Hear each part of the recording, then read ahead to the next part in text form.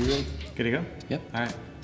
Hey guys, good afternoon. It's afternoon for us. Not sure when you're watching it, but I hope you're having a great day. Let's put it that way. Yeah. Jacob and I are here and just do a quick sermon recap from this past Sunday.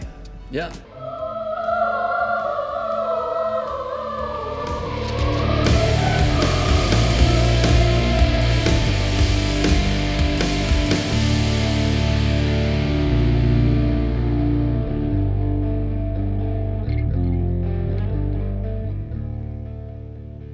So, Troy, what was the piece of scripture that we went over this past Sunday? Yeah, we're still in the Gospel of John, chapter 7, and we looked at verses 25 through 36. Okay, very cool. And so what is the context of this small piece that we were checking out? There is the Feast of Booths that's going on. Jesus had come down at the middle of it. Okay. And the Feast of Booths is a celebratory time. There were 3 festivals a year that the Jews celebrated. This was one of them. And at this one, they would build tents, and they were to be reminded of the time they spent in the wilderness for 40 years. And so it was a time to rest. It was a time to remember and reflect on all that God had done, and also to thank Him for the harvest that they had just completed. Sure. And so then what is the big idea of this little passage that we looked at? It is that when we are fearful, we can trust in God. And there was certainly some anxious moments that we talked about. Yeah, definitely. And so how does Jesus show us how we can trust in the Lord and all that kind of stuff? How does He show us that in this passage? Yeah, so He comes back and He goes right into the temple, which was the center of all the activities during the Feast of Booths. And there were thousands of people there.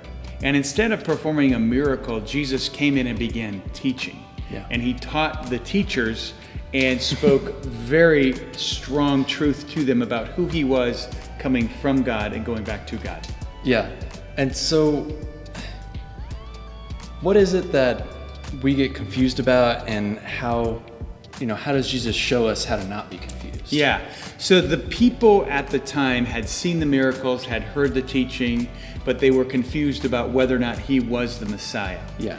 And there is a point that's made in the first verses that God is sovereignly at work. He is ahead of Jesus preparing the way. And I think for you and I, there's moments when we're confused. It could be a job problem, it could be a neighborhood issue, it could be a relationship. And just rest in the fact that this is not God's first attempt to help you. It's not His first gig. He's good at what He does, and He's planned far in advance of us.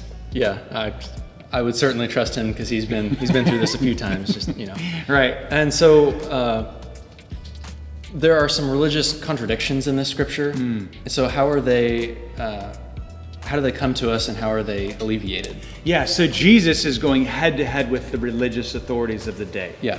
And the question is, what do we do when that happens? And the simple answer is, of course, we trust the scriptures. Tradition has a way of working itself into our lives, and we can become very dependent on our tradition and not take fresh perspective and fresh look at the scriptures. Okay, that's interesting. And so when we talk about the traditions and we talk about the things that we didn't understand and how we get confused, what are some maybe warnings that we find in these scriptures? Yeah. One of the warnings is when we see the Pharisees and the Sadducees, who were religious leaders of the day, they actually became allianced with each other because they had a common enemy in Jesus. Now, typically they didn't agree over a lot of things because of the political things going on in the time and the struggle for control. But they built an alliance on the fact that Jesus was a common enemy. And that can happen to us sometimes when things threaten to disrupt the life that we know it. And we can try to manipulate truth or force things to happen. We have to be very careful about that. Sure, yeah, especially when someone's making as bold a claim as Jesus was at the time. Right. That's crazy. So as we're moving forward through this passage, what can we expect? Yeah, so Jesus makes the point, He says, I'm not going to be with you always. And I think we need to heed that same call. As we are in the scriptures and He is pursuing us, we need to realize that time is short and we need to do what we can for him while we can. Sure, yeah. And luckily that's not, he was just speaking in a physical sense, not in an overarching sense. Right. So, well, very cool. I'm glad that you could all hang out with us for a minute. If you have any other questions, any other comments, anything you'd like to say to us, just put it down in the comments below, and join us on Sunday for our live stream and this sort of thing next week, hopefully. Sounds good. Thanks, Jacob. Yeah. Thank you guys for tuning in. See ya.